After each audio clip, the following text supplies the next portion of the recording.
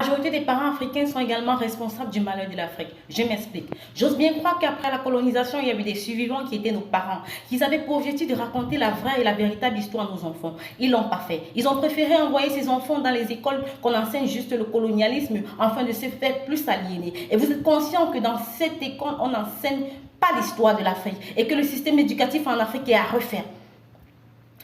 De nos jours, on voit ces mêmes parents qui sont d'accord pour l'union entre les enfants du colon et leurs enfants, au point de valoriser les enfants métis.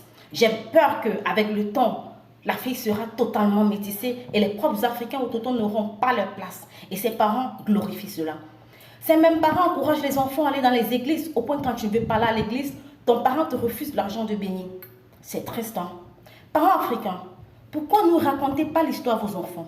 Si vous les racontez l'histoire, je suis sûre que les choses changeront, car c'est grave. Vos enfants sont perdus.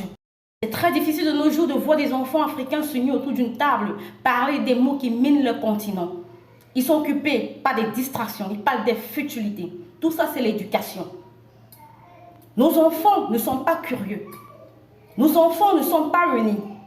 Parce que les parents ne les inculquent pas cela depuis le bas âge. Chers parents du 21e siècle, si vous êtes parents, je vous prie d'éduquer vos enfants.